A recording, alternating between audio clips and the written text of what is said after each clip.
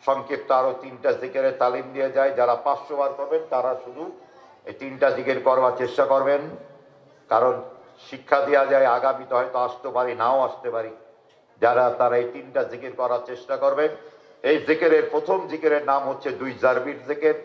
2 জারবি হচ্ছে ডাইন জানুর উপর আল্লাহু, এই বাম জানুর উপর আল্লাহ। খেয়াল রাখবেন। বিসমিল্লাহির রহমান আল্লাহু আল্লাহ আল্লাহু আল্লাহ আল্লাহু আল্লাহ আল্লাহু আল্লাহ আল্লাহু আল্লাহ আল্লাহু আল্লাহ আল্লাহু আল্লাহ আল্লাহু আল্লাহ আল্লাহু আল্লাহ আল্লাহু আল্লাহ আল্লাহু আল্লাহ আল্লাহু আল্লাহ আল্লাহু আল্লাহ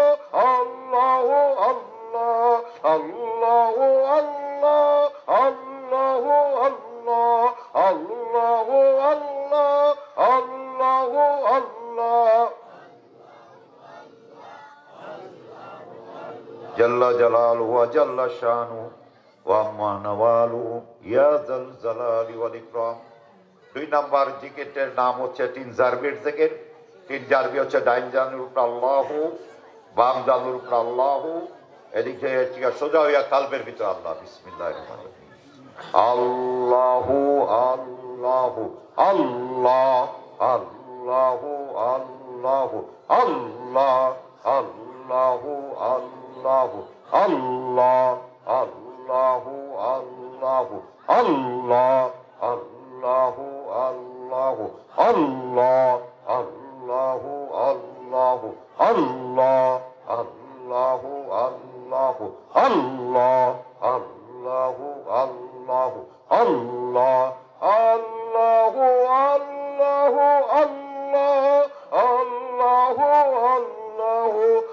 আল্লাহ আল্লাহু আল্লাহু আল্লাহ আল্লাহু আল্লাহু আল্লাহ আল্লাহু আল্লাহু আল্লাহ আল্লাহু আল্লাহু আল্লাহ।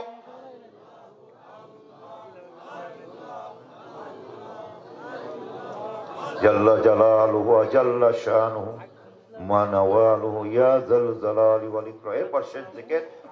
এই জিকিরের নাম হচ্ছে 4 জারবির জিকির। এই 4 জারবি হচ্ছে ডাইন জানুর উপর আল্লাহু, বাম জানুর উপর আল্লাহু, সামনের দিকে আল্লাহু, সোজা কালবের ভিতর আল্লাহ। বিসমিল্লাহির রহমানির রহিম আল্লাহু আল্লাহু আল্লাহু আল্লাহ আল্লাহু আল্লাহু আল্লাহু আল্লাহ আল্লাহু আল্লাহু আল্লাহু আল্লাহ আল্লাহু আল্লাহু আল্লাহু আল্লাহ আল্লাহু আল্লাহু আল্লাহু আল্লাহ আল্লাহু আল্লাহু আল্লাহু আল্লাহ আল্লাহু আল্লাহু আল্লাহু আল্লাহ আল্লাহু আল্লাহু আল্লাহু আল্লাহ আল্লাহু আল্লাহু আল্লাহু আল্লাহ আল্লাহু আল্লাহু আল্লাহু আল্লাহ আল্লাহু আল্লাহু আল্লাহু আল্লাহ আল্লাহু আল্লাহু আল্লাহু আল্লাহ আল্লাহু আল্লাহু আল্লাহু আল্লাহ। জাল্লা জালালুহু ওয়া জাল্লা শানুহু ওয়া আম্মা নাওয়ালুহু ইয়া যাল জালালি ওয়াল ইকরাম। এইভাবে যারা 500 বার লা ইলাহা ইল্লাল্লাহ জিকির তারা এই 3-4টা করার চেষ্টা করবেন। আমার জন্য দোয়া করবেন, এই আস্তানার জন্য দোয়া। যদি বেঁচে থাকি তাহলে আবার দেখা হবে, না হলে আপনারা এই বংশকে ছেড়ে যাবেন না। কারণ আপনাদের সাথে কিন্তু আমাদের আজকালকের সম্পর্ক নয়, আপনাদের সাথে আমাদের 250 বছরের সম্পর্ক। আমরা যেমন 7 পুরুষ, আপনারাও তেমনি। আপনাদের ইতিহাস আছে, ঐতিহ্য আছে। আপনার পূর্বপুরুষরা এই দেশের জন্য, জাতির জন্য, ইসলামের জন্য হাজী শরিয়াতুল্লাহ নির্দেশে, মৌলানা মহসিনুদ্দিন দুদুমিয়া রহমাতুল্লাহ আলাইহির নির্দেশে এই দেশে আপনার ব্রিটিশের বিরুদ্ধে, হিন্দু জমিদারদের বিরুদ্ধে এরা ইসলামের জন্য নিজের জানকে কোরবান করছেন। আপনারা সেই বংশের পুরুষ যাদের রক্তের ভিতরে মুজাহিদের রক্ত আছে, যাদের রক্তের ভিতরে প্রতিবাদের রক্ত আছে। আপনারা ভুলে যাবেন না, তাই এই বংশকে ধরে রাখবেন। আজকে হয়তো আপনার মাঝে আসি, আগামীতে নাও আসতে পারি। এই বংশের যারা আসবে তাদেরকে আপনারা সম্মান করবেন, শ্রদ্ধা করবেন। আপনারা প্রত্যেক বছর বাহাদুরপুর মাহফিল 3 দিন না হোক, 1 দিন, তাও যদি না পড়েন অত্যন্ত পক্ষে আপনাদের ইচ্ছে আমি দেখছি 2 ঘন্টাও লাগে না। আপনারা যদি 10টায় রওনা দেন, 12টায় পুছেন, জুমার নামাজ পড়ে মোনাজাত দিয়ে আইসা পড়বেন। তবুও শুধু নিজে যাবেন না, আপনার সন্তানদেরকে সাথে নিয়ে বাদুরপুরমুখী করবেন। এই কথা বলে আমার বক্তব্য শেষ করতেছি। আসসালামু আলাইকুম ওয়া রাহমাতুল্লাহি ওয়া বারাকাতুহু।